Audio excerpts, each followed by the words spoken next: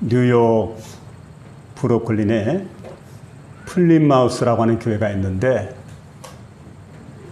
1928년도에 있었던 일입니다.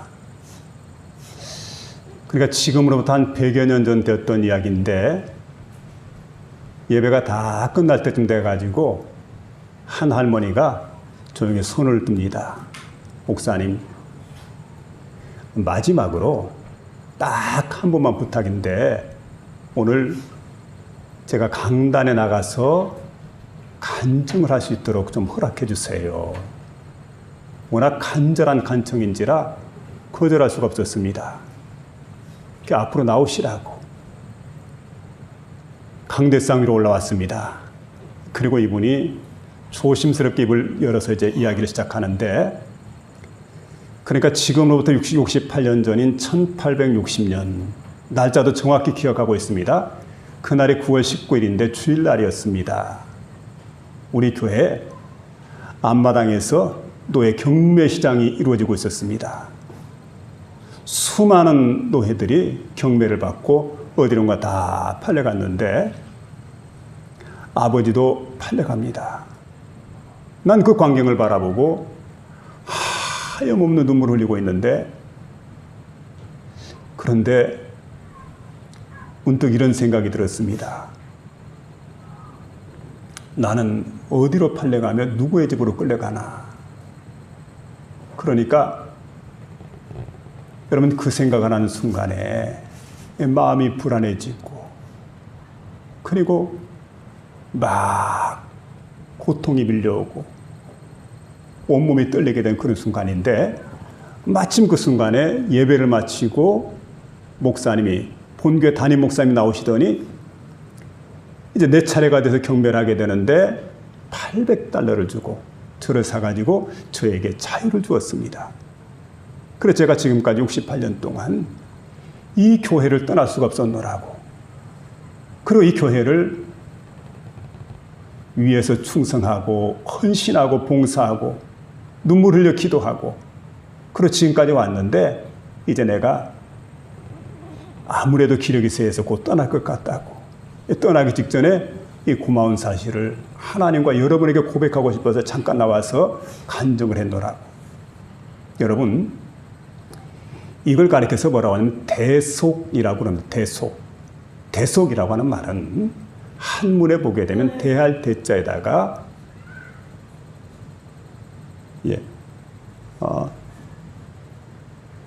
속자를 보니까 건질 속자죠. 그러니까 이게 무슨 말이냐면 대할 대자, 건질 속자 이렇게 해가지고 여러분, 죄라고 하는 것 때문에 영원히 죽을 수밖에 없는 우리 자신들입니다. 그런데 여러분, 죄로 인해서 멸망받을 수밖에 없는 우리인데, 우리를 대신해서 예수께서 십자가상에 못 박혀 죽으시고 대신 나를 구원해 줬다는 얘기죠. 그러니까 여러분, 죄를 면제받고 구원받는 것, 제사를 하나님께 드림으로 죄를 면제받고 구속을 받게 되었다, 구원을 받게 되었다. 이걸 가리켜서 뭐라고 하냐면 대속이라고 이렇게 말하고 있습니다. 자, 그래서 오늘 본문에는 너희가 대속함을 받은 것은 이렇게 말씀해 주고 있는데, 바로 여러분 그리스도 예수의 십자가 보혈을 통해서 저와 여러분이 대속함을 받았다는 사실입니다. 그래서 오늘 이 시간 너희가 대속함을 받은 것이라고 하는 사실을 가지고 몇 가지 생각해 보기를 원하는데, 이 말씀을 전하는 가운데 저와 여러분 마음속에 크신 은혜가 임하는 복된 시간 될 수 있기를 주의 이름으로 부탁을 드립니다. 먼저 여기 보니까 첫째로 우리에게 말씀해 주고 있습니다.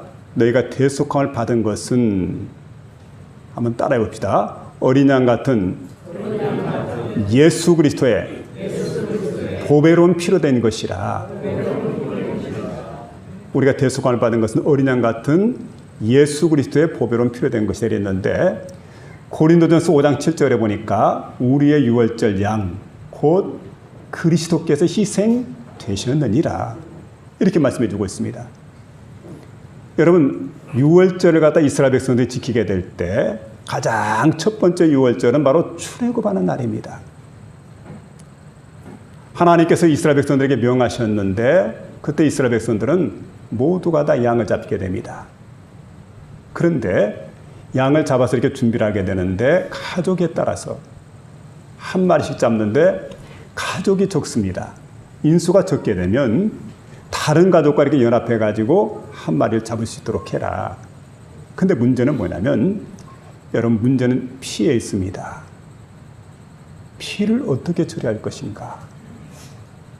우리 하나님께서 말씀하시기를 양을 잡을 때 그 피를 양푼에 받아라. 양푼에 받쳐진 그 피를 가지고 우슬초로 찢게 됩니다.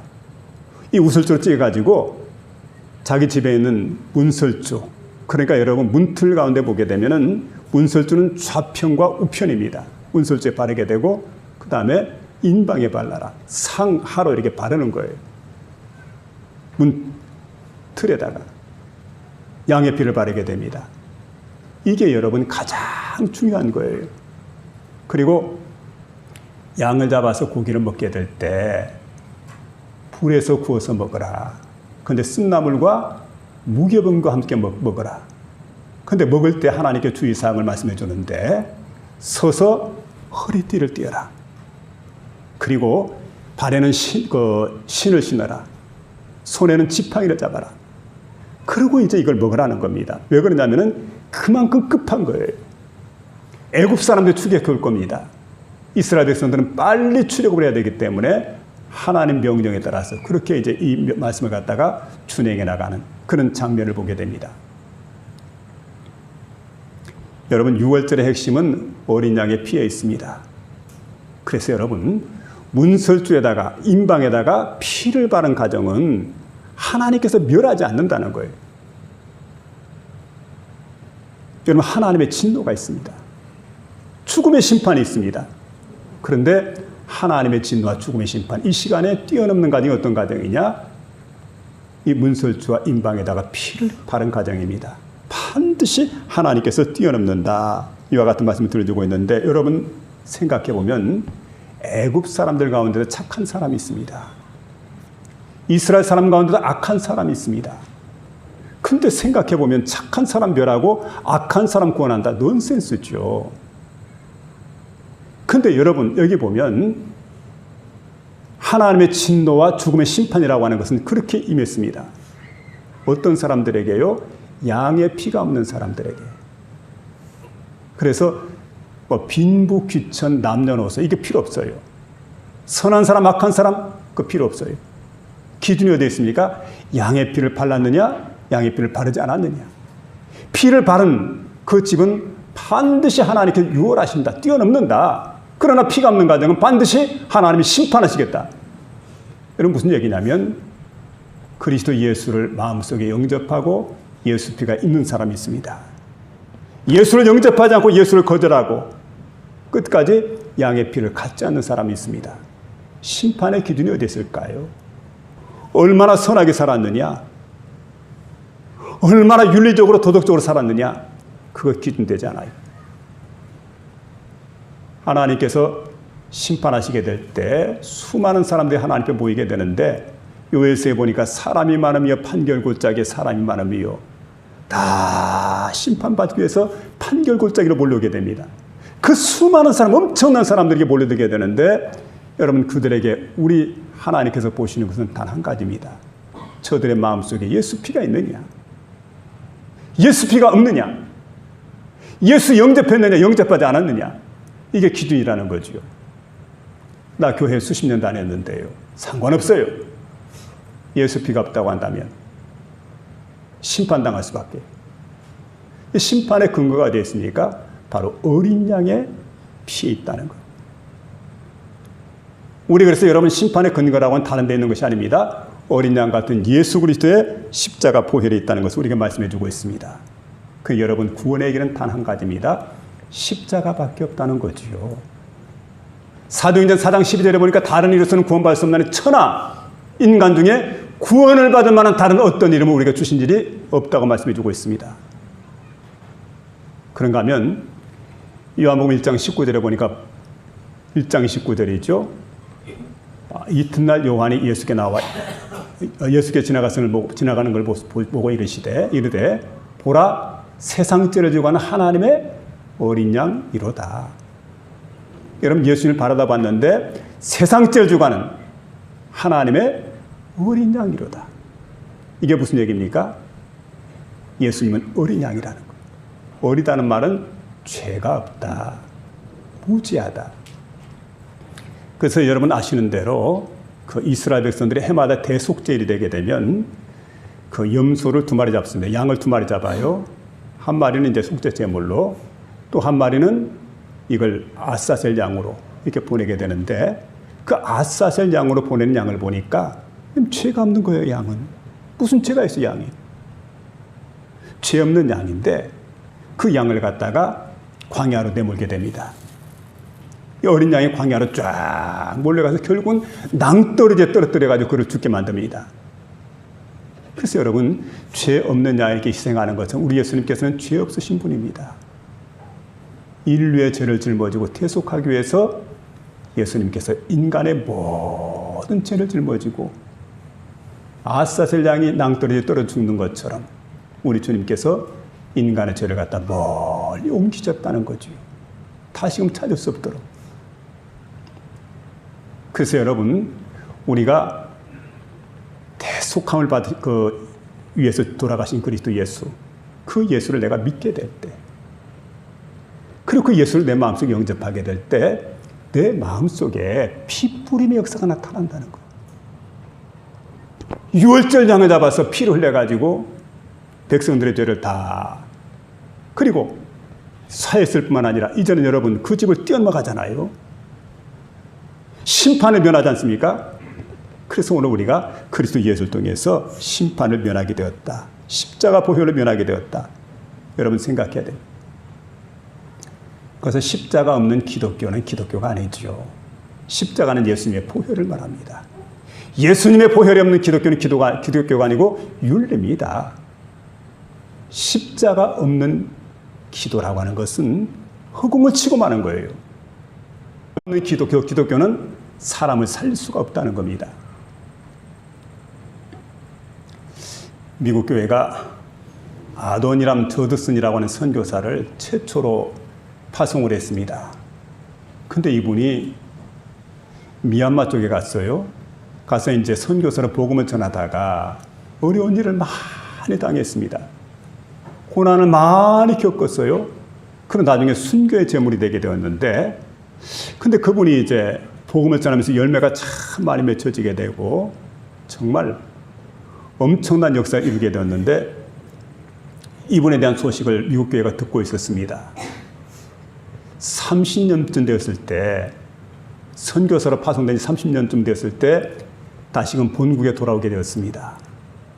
그리고 이제 보스턴에서 이때 많은 사람들이 모인 가운데 선교대회를 하게 되는데, 마침 그때 이제 강사로 목사님이 이제 소개가 되고, 그리고 하나님 말씀 전하라고 설교 자리를 딱 허락해 주었습니다. 근데 이제 많은 사람들이 생각할 때, 자, 미얀마에서 사역을 했고, 그리고 엄청난 선교 역사를 이루는 아도니람 저드슨이 온단다 해가지고 막 그야말로 인산인해를 이룰 정도로 그 많은 사람들이 모였는데, 그들은 잔뜩 기대를 했는데, 그날 설교 제목이 나의 구주 예수 그리스도입니다.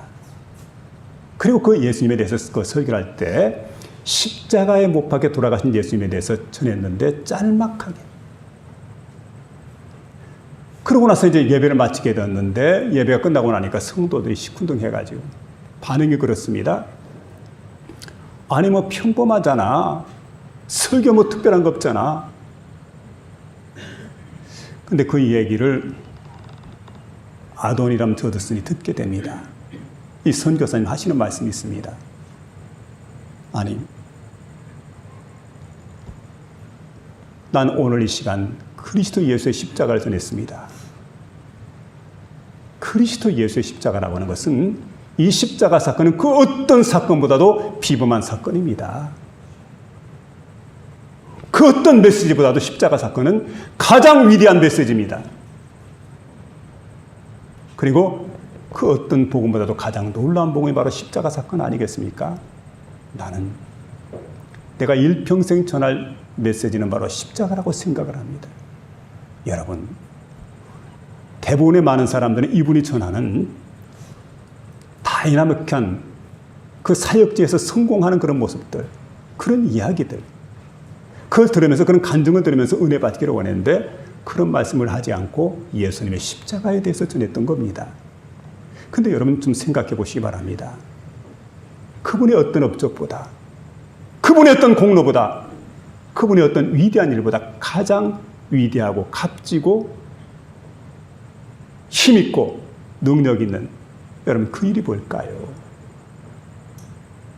우리에게서 가장 커다란 일이 뭘까요? 그건 바로 예수님의 대속의 죽음입니다. 그분이 날 위하여 십자가에 못 박혀 돌아가시고 내 모든 죄를 청산해 주었다고 하는 것. 나를 사랑하셔서 대속의 죽음을 죽으시고 나를 구원했다고 하는 사실. 이것보다 큰 일이 어디에 있습니까? 이것보다 놀라운 사건이 어디에 있습니까? 그래서 여러분, 하나님의 교회에서 계속해서 애쳐야 될 말씀 바로 그리스도 예수의 십자가인 줄로 믿습니다. 가장 존귀한 십자가 사건입니다. 그래서 오늘 18절 19절에 보니까 너희가 알거니와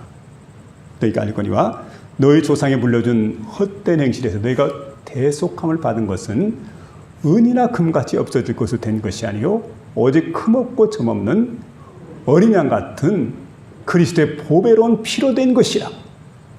이렇게 우리에게 말씀해 주고 있습니다.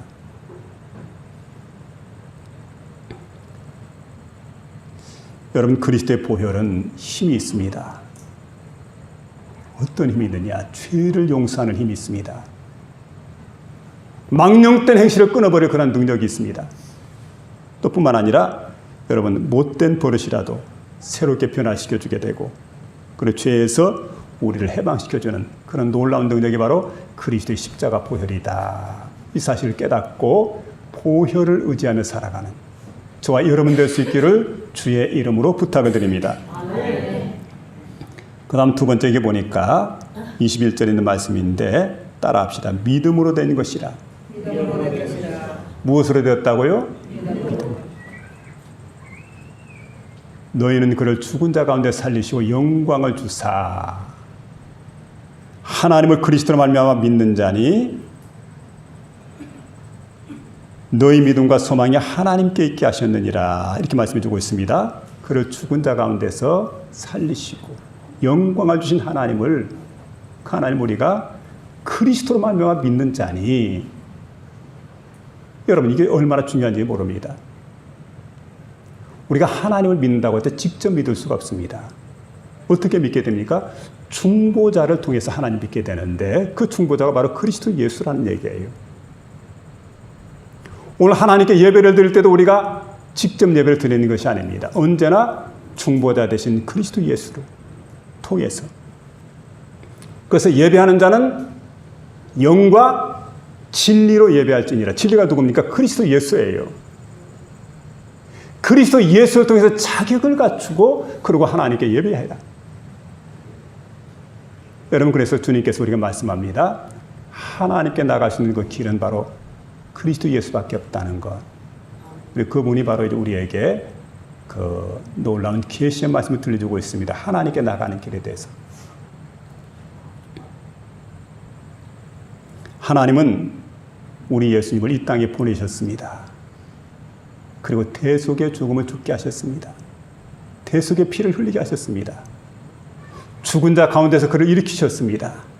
그리고 영광을 그분에게 주셨습니다. 그래서 예수님께서는 말씀하죠. 하늘과 땅의 모든 권세를 가졌다. 우리 예수님은 하늘과 땅의 모든 권세를 가졌기 때문에 그 예수님을 통하지 않고는 우리가 하나님을 향하는 믿음과 소망을 가질 수가 없다.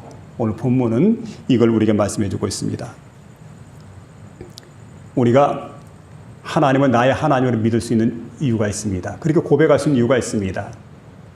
그리스도 예수를 내가 믿었기 때문에 그분이 나의 구주가 되었고 내가 그분을 영접했기 때문에 내가 하나님 부를 때 하나님은 나의 아버지로 부르고 하나님은 나의 아버지라고 고백할 수가 있다는 거죠. 그런 놀라운 은혜를 우리가 입게 되었다는 사실입니다. 예수님은 우리 안에 가끔 찾아야 될 분이 아닙니다. 예수님은 우리에게서 손님이 되시는 분이 아닙니다. 예수님은 나의 왕이십니다. 언제나 내 안에 모셔드려야 됩니다. 내가 그분을 중심으로 살아야 돼. 그래서 믿는다는 말은 뭐냐면 그분께 내 전 삶을 갖다가 위탁합니다. 받아주세요. 내 삶 전체를 송도죄 드립니다. 받아주세요. 그리고 그분께 나 자신 전체를 의뢰하고 살아가는 그런 삶이 우리에게 필요합니다. 그런데 대부분의 사람들은 위탁하는 걸 싫어합니다. 그리고 충성하라고 하면은 다른 생각을 하게 되죠. 주님께 나올 때 뭔가를 얻기를 원해요. 그냥 충성하라 그러면 어려운 말씀이다 생각을 하죠. 그리고 교회를 그때부터 등한시 여기기 시작을 합니다. 그리고 부담을 준다고 이렇게 얘기를 합니다. 근데 그런 말을 듣기를 원치 않아요. 우리 주님은 우리를 위해서 이렇게 말씀합니다. 아무든지 나를 따라오려거든 자기를 부인하고 자기 십자가를 지고 나를 따를 것입니다. 주님 따라가는 길은 그냥 평안하게 따라가는 게 아니고 십자가 짐 같은 고생이 될 수가 있어요. 내 주를 가까이 하게 하면 십자가 짐 같은 고생이라. 내 일생 소원은 늘 찬송하면서 죽게도 나가기 원합니다. 찬송가 가사처럼. 여러분 주님께서도 십자가를 원치 않았습니다. 십자가란 한마디로 말하면 저와 여러분에게 우리 주님에게도 부담이 되는 게 십자가입니다. 그래서 아버지께 기도할 때도 아버지요 할 수만 있으면 이 잔을 내게서 지나가게 하옵소서. 지나가게 하옵소서. 이게 부담이 되기 때문에 쉬운 게 아니죠. 근데 주님은 나의 십자가를 지고 주님을 따라오라고 말씀해 주고 있습니다. 1970년대에 아주 기독교계에 잘 알려졌던 한 베스트셀러 작가가 있었습니다. 멀린 캐로더스라고 한 사람인데 이분이 감옥까지 다녀온 불량한 청년이었습니다. 근데 이분이 잘하는 게 뭐냐면 여러분 노름꾼이에요. 노름꾼. 여기다가 암시장 거래꾼 그리고 사기꾼입니다. 1, 2, 3, 3꾼이네요. 이런 사람이었는데 그만 나중에 감옥에 들어갔습니다. 근데 감옥에 들어갔는데 불행중 다행했던 건 전쟁터 나가서 많은 공을 세웠기 때문에 트루먼 대통령이 특별 사면을 해줬답니다. 그래 풀려나와가지고 어디로 가나 하다가 그 연로하신 조부모님이 있는 곳으로 시골로 이렇게 내려갔는데 거기에서 교회를 출석을 했습니다. 이 교회를 열심히 다니면서 마음속에 예수를 영접하게 됩니다. 그리고 그때부터 이제 마음속에 자신의 잘못을 깨닫게 되고 회개를 하게 되고 그리고 이 사람이 이제 변화되기 시작을 했는데 그 어떤 날 정말 이분의 고백에 의하면 그냥 불세례, 성령 세례를 받게 된 거예요. 물세례는 이미 받았지만 불세례를 받게 되고 성령 세례를 받게 되니까 사람이 완벽하게 변화가 되어서 이제 봉사하는 사람으로 바뀌어지더라는 거죠. 그리고 생각을 하게 됩니다. 자, 내가 이렇게 거듭난 것은 예수님의 십자가 때문이다.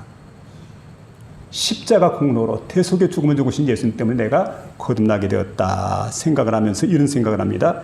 내가 이런 특별 은혜를 받게 되고 또 특별한 사랑을 내가 주님께로부터 입었는데 예수님의 십자가로 인해서 내가 이렇게 죄사함 받는 걸 보니까 예수님 십자가 때문에 내가 특별 사면을 받게 되었구나. 특별 사면을. 완전 죄에서 이제 건진 받게 되는. 그래서 생각해 보니까 내가 변화된 삶을 살아야 되는데 옛 생활하고 있잖아. 그래서 옛 생활을 다 청산합니다.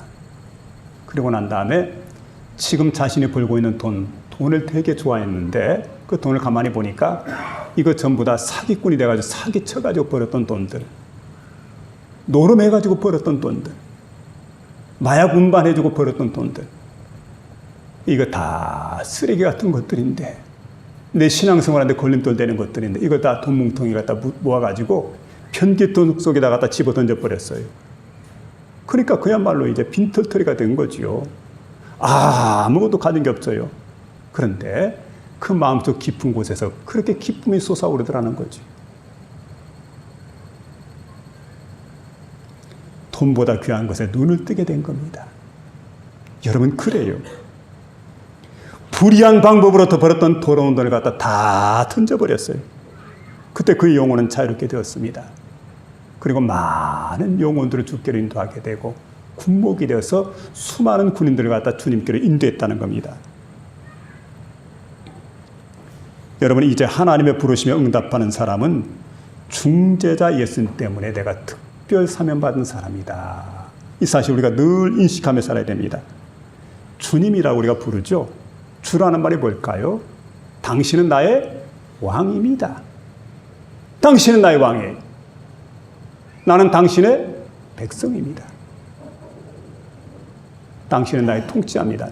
나는 당신의 통치를 받아들입니다. 이렇게 고백하며 나가는 사람들. 그래서 여러분, 우리의 더럽고 추하고 그 많은 죄를 갖다 용서하시고 하나님의 자녀, 천국 시민, 영원한 후사로 삼아주신 그 주님을 나의 왕, 주님으로 모시고 살아가는 저와 여러분 될 수 있기를 주의 이름으로 부탁을 드립니다. 그 다음에 세 번째는 너희가 거듭난 것은 말씀으로 된 것이라. 따라합시다. 말씀으로 된 것이라. 이런 얘기가 있습니다. 이태리 시실리 섬이라고 큰 섬이죠. 지중해에 있는. 거기에서 어떤 한 전도자가 복음을 전하다가 산길을 걷고 있는데 강도를 만났대요. 근데 강도가 그에게 이제 요구하는 게 뭐냐면 있는 돈 다 꺼내라. 다 꺼냈더니 그걸 다 챙깁니다. 그 다음에 소지품 다 꺼내라고. 다 꺼냈습니다.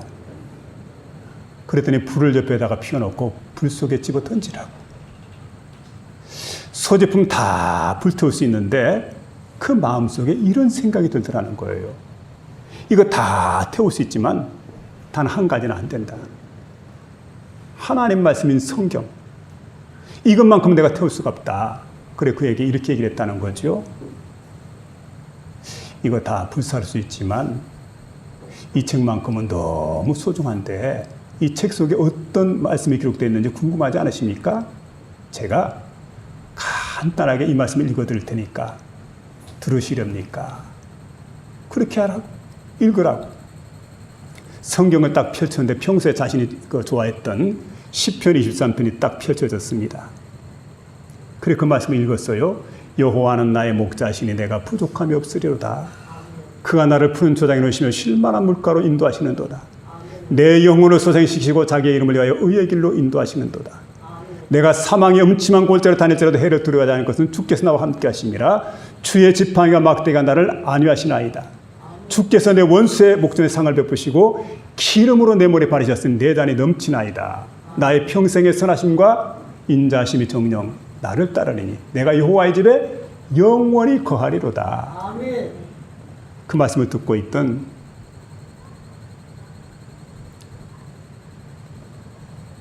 이 강도가 그거 좀 괜찮구만. 듣기 좋은 말이로구만. 책을 이쪽에 제껴놓으라. 그 다음에 신약을 펼쳐가지고 읽게 되는데 마태복음 5장이 딱 펼쳐집니다. 예수께서 산에 올라가 앉으시니 제자들이 나온지라. 입을 열어 가르쳐 이르시되 심령이 가난한 자는 복이 있나니 천국이 저희 것이며 애통하는 자는 복이 있나니 저희가 위로를 받을 것이며 온유한 자는 복이 있나니 저희가 땅을 기업으로 받을 것이며 의에 줄이고 목마른 자는 복이 있나니 저희가 배부를 것이며 긍휼히 여기는 자는 복이 있나니 저희가 긍휼을 받을 것이며 마음이 청결한 자는 복이 있나니 저희가 하나님의 아들이라 일컬음 받을 것이며 의를 위하여 핍박하며 자는 복이 있나니 천국이 저희 것임이라. 이 말씀을 딱 읽어주니까 그것도 좋구만. 그걸 이쪽으로 제껴놓으라고. 근데 얼른 보자기를 싸가지고 어디론가 사라져 버렸대. 세월이 지난 다음에 전도자가 전도라고 했는데 말쑥하게 차려입은 한 목사님이 나타났더랍니다. 그게 누구인가 하고 이제 쳐다보니까 잘 기억이 안 나요. 그런데 목사님이 와가지고 인사를 하면서 전도자님, 저를 알겠습니까? 모르겠다고. 그러면 몇 년 전에, 수년 전에 그 산기슭에 이렇게 올라가다가 어떤 한 강도를 만나가지고 성경책 빼앗기고 그리고 그 돈 빼앗긴 적이 있죠. 그 기억이 납니까? 기억이 난다. 그 장본인이 바로 접니다. 발발 떨면서 성경책 꺼내가지고 목사님에게 목사님 미안합니다. 용서해달라고. 그러면서 이제 하는 얘기가 이런 얘기를 하는 거예요. 저는 그때 그날부터 돌아가서 그 목사님이 읽었던 성경 말씀을 갖다가 제가 읽기 시작을 했는데 그 성경 말씀을 읽으면서 내 죄를 깨닫게 되고 회개를 하게 되고 그리고 내가 죄인임을 알고 그리스도 예수를 영접하게 되고 훗날 신학을 공부해서 목사가 되었노라고. 여러분 그러니까 사람이 사람답게 살기 위해서는 어떻게 되냐면 하나님 말씀을 읽어야 돼. 하나님 말씀으로 돌아와야 돼. 하나님 말씀은 사람을 사람되게 만든다는 거. 여러분 하나님 말씀을 통해서 정말로 변화가 되는 저와 여러분 다 될 수 있기를 주의 이름으로 부탁을 드립니다. 오늘 23절에 그래서 말씀해 주고 있습니다. 너희가 거듭난 것은 썩어져 시로된 것이 아니라 썩지 아니할 시로된 것이요 살아있고 항상 있는 하나님 말씀으로 된 것이라. 히브리서 4장 12절에 보니까 하나님 말씀은 살아있고 활력이 있어 좌우보다 예리하여 혼과 영감의 관절과 고수를 찔러조이까지 하며 마음의 생각과 뜻을 판단하느니라. 이게 바로 여러분 하나님 여호와의 말씀입니다. 하나님 말씀은 생명이 있기 때문에 우리를 거듭나게 만들어줘요. 그 생명은 점점 자라서 우리에게 영생으로 나타난다는 사실입니다. 여러분 하나님 말씀은 또한 영혼을 거룩하게 해줍니다. 하나님 말씀은 영혼을 깨끗하게 해줍니다. 거울과 같아서 우리 자신을 말씀은 다 비춰줘요. 그리고 우리를 갖다가 더럽고 추악하고 그리고 죄 많은 모습을 보게 만듭니다. 그리고 하나님께 회개하게 만들어요. 새롭게 만듭니다. 혼과 영과 및 관절과 고수를 찔러주게 하며 마음의 생각과 뜻을 판단하는 그런 말씀이라는 말씀입니다. 오늘 하나님 말씀으로 이기심과 미움을 버리고 형제를 뜨겁게 사랑하는 그런 거듭난 사람이 됩니다. 오늘 이 시간 여러분 말씀 안에 새로워지는 저와 여러분 되시길 바랍니다. 호지 유태랑이라고 하는 소년이 있었는데 성질이 더럽고 사나운 그런 그 청년이었습니다. 18살 되던 해에 일본 사람인데 살인하고 강간하고 방화까지 저질렀기 때문에 그는 도망치다 붙들렸습니다. 감옥에 끌려가서 무기징역을 이제 받게 됐는데 그는 탈출을 시도를 합니다. 어찌되었든 내가 탈출하리라. 그리고 나에게 무기징역을 형벌을 때린 그 판사를 내가 그만두지 않겠다고. 반드시 잡아가지고 내가 보복을 할 거라고. 악한 마음을 품고 있는데 거기서 전도를 받고 예수를 믿게 됩니다.